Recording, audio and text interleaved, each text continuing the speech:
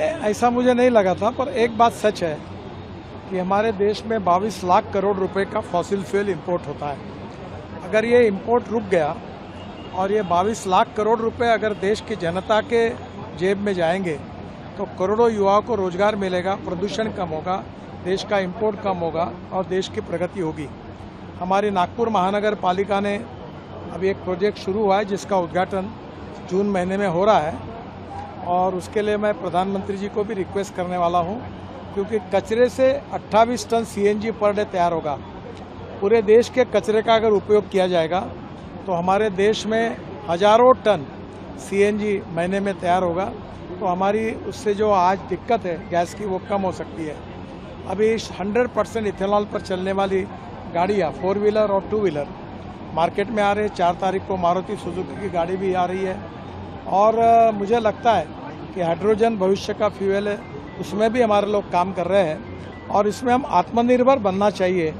आत्मनिर्भर अगर बनेंगे तो कभी ये जरूरत ही नहीं आएगी, हम किसी के ऊपर डिपेंड नहीं रहेंगे।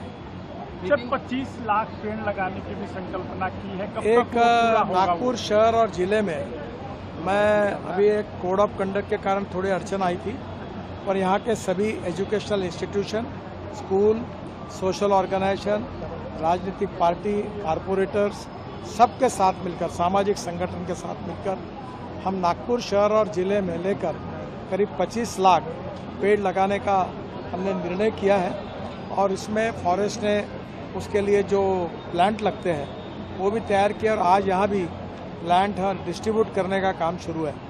तो बड़े प्रमाण पर पर्यावरण की रक्षा और प्रदूषण मुक्त देश ये हमारे लिए बहुत जरूरी है। हमारे स्वास्थ्य की जो भी हम लोग डॉक्टर के बिल भरते हैं उसका कारण एयर पोल्यूशन है। तो धीरे धीरे इन सब बातों को समाज का सहयोग होना, जल संवर्धन में बहुत बड़ी मूवमेंट बनी है।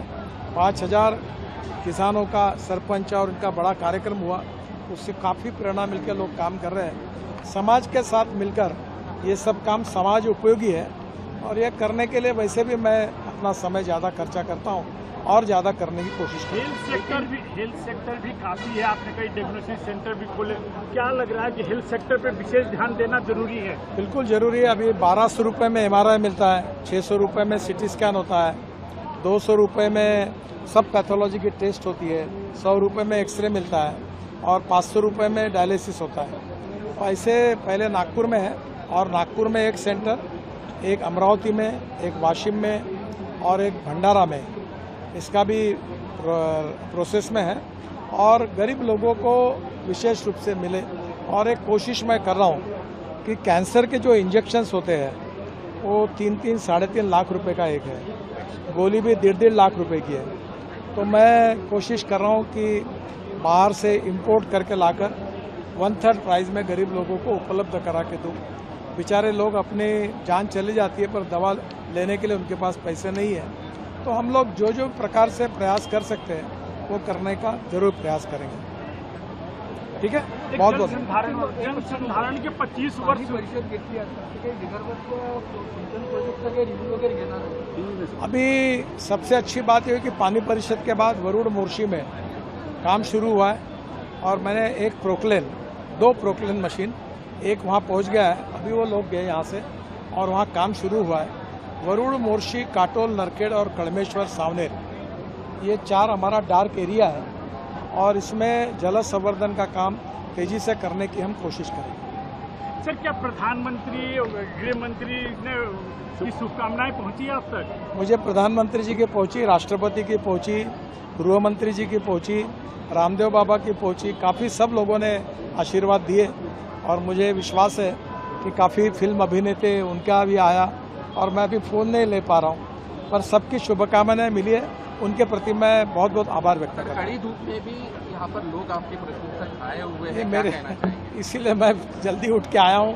मैं चाहता हूँ कि धूप ज़्यादा आने के पहले ये कार्यक्रम समाप्त करके लोगों को धूप की तकलीफ ना हो, क्योंकि ये एक बहुत बड़ी समस्या है इस बार और लोगों का प्रेम और विश्वास मेरी राजनीतिक जीवन की सबसे बड़ी सक्सेस कोई है तो सामान्य लोगों का प्रेम और विश्वास मुझे मिला है, ये मेरी सबसे बड़ी पूंजी है, ऐसा मैं मानता हूँ।